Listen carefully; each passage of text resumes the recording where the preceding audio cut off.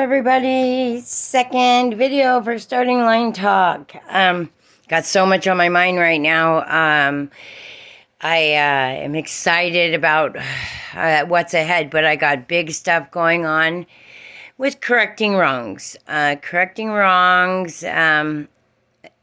Which have to do with our government and the misuse of our government. I'll tell you, what I want to talk about today is co-parenting. I want to talk about co-parenting. I want to talk about the misuse of courts to win your outcome, and the abuse and the government weaponization. And that's what I want to talk about. I want to explain kind of my case. I had a son with this I had a beautiful son. I was already in my 30s. I'd kind of given up that maybe I'm not meant to have kids. And then the father equally, I wanted this child. Equally wanted this child, wanted me to get pregnant. I got pregnant. We weren't together, but I would call him and he would come running. We had a lot of issues, and our issues were really that you couldn't work an issue out with him because he's used to getting his way. So if he didn't get his way, there's many things that he did. I won't go into that right now, but I'll tell you, it's definitely damaging of homes and damaging of things and abusive behavior. Very scary abusive behavior. But so we weren't together, but I'm a really empathetic person, and I wanted to make sure, that he got a second chance because his first son, he had some issues with not quite acting right. So, I helped him at some point to kind of restore his son being comfortable with him and stay the night with him before I ever got pregnant. But I think he forgets about that. That would normally be something that someone would cherish somebody for and be really grateful and thankful that someone had put so much time and energy into that, which I did.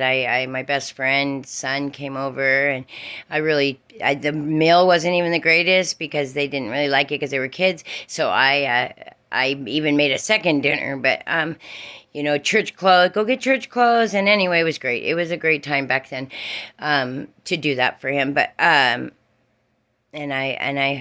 think Jacob's older brother, Dorian, will always remember me that way, as it being a nice person. Besides being misrepresented so badly. Wow. I don't know. I'm going to be doing, everything I say is true. Everything I say is true here. I tell no lies. I tell no lies at all. I am working out some things, but everything I say is true, and I probably should be careful what I say. But let me tell you, I couldn't get along with this guy because he was pressuring me for sex, and he wouldn't see me, and he'd come down and he'd just pressure me for sex. He didn't care about anything else. He didn't come down with flowers. In fact, I got no flowers at birth. I got nothing at birth from him, except for my dad and him had to talk, which I'd asked him to fix before the birth. Nonetheless, it was at birth that they went out and talked because of the way he had acted during my pregnancy, which let me tell you, I asked him to come down and talk sober, and he came down drunk. And then I asked him, I couldn't deal with this person that he was.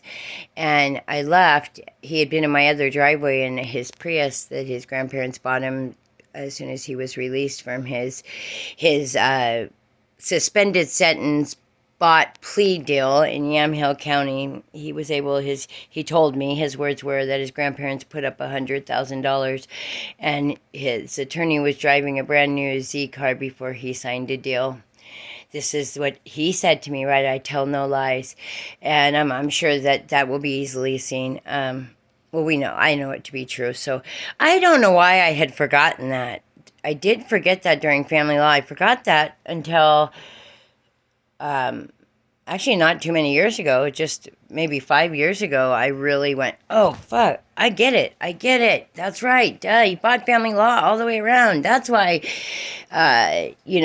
papers had different dates on them and different things, pretending that he turned it in the day before when he turned it in that morning so he could get away with shit like going into court without my knowledge and doing these court orders that were fraudulent.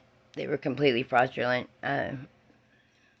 Anyway, defamation. Okay, I'm not going to talk anymore about my case, but I have been through years. I'm just going to say years of being separated from my beautiful son. That I had sole custody. He had signed sole custody with me when he was 2.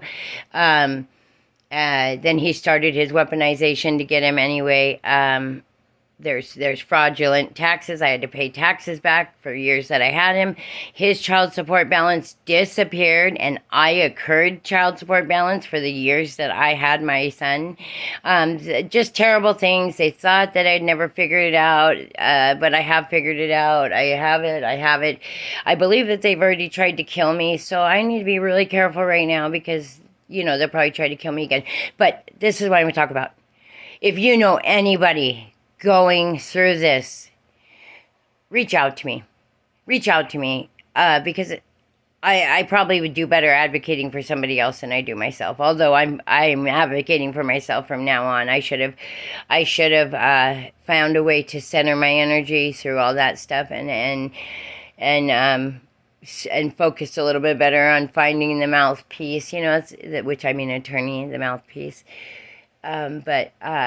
And so that wouldn't have happened, but there were due process issues. My witnesses weren't allowed to speak. I was married to Janelle and Katie, know about that. But nonetheless, it's the saddest thing to go through as a parent, and it breaks families up. It destroys families. So we need to talk about this co-parenting. We need to talk about child support systems. And we need to, as Americans, I think, redesign this, and we need to make sure that we don't do this to our families. We don't let it happen to anybody else. We don't misuse government agencies to cause destruction, loss, and damages to somebody else who is a poor person, or I was a working person, not poor. I'm probably the richest of all because I have such richness in my heart and my soul. I probably have more wealth just in that, in my passion and my love for the things that I care about. But anyway, but still poor. I'll go ahead and admit that. You're not supposed to go to court against the poor and do these kind of things. You're not. But when you go and attack a parent like that, oh my gosh, it's like somebody going through divorce and they lose all that weight. Da, da, da, da. Oh, I can't tell you. At some point, I was scared to even come in my town. I would come into town and I would call the police to let them know that I was in town and what I was doing because I didn't want a false accusation on me. The false accusations were terrible. I can prove that they were false accusations. I can prove they were intentional. I got criminal charges for violating restraining orders and stalking orders. These defense attorneys in Yamhill County wouldn't produce evidence that matched the restraining order's phone number on the text message saying you can falsify, they won't come back to you. They didn't. She said, oh, she's not here, we can't use that. Even though the phone number matched the restraining order phone number. That was a woman, Desimir or something. She's the one that did that. She was also very rude as soon as I sat down with her to talk to her. I had some court staff hand-pick attorneys for me. She said, I hand-picked this one for you. I look back and I think, yeah, you weren't handpicking me anything, right? There was only one person that even really was kind to do anything that might help me, and that was court calendaring. Saw that there was a court date that I didn't know about once and called me to say, do you know about this court date? Luckily I did, and I was on my way, but she had saw that they had did that, so she had called me once. Thank you, court calendaring in Yamhill County. That was a good day that day. Well, it wasn't good. Auntie and I still walked out of there with my head down and crying, but I'd go in there and I feel so positive that the Yamhill County courts were going to be fair, right? I just thought this is the justice system and this is going to be fair.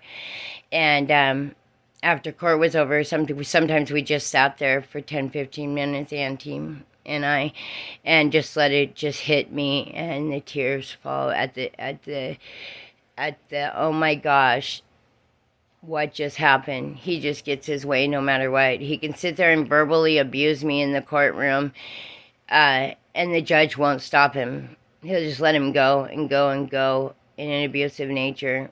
Like, no big deal. No big deal. The lies, man. The recording in the court while the witnesses are outside, Oh my God, the manipulation of my mother. The manipulation of my mother is got to be the worst thing. My whole support team gone.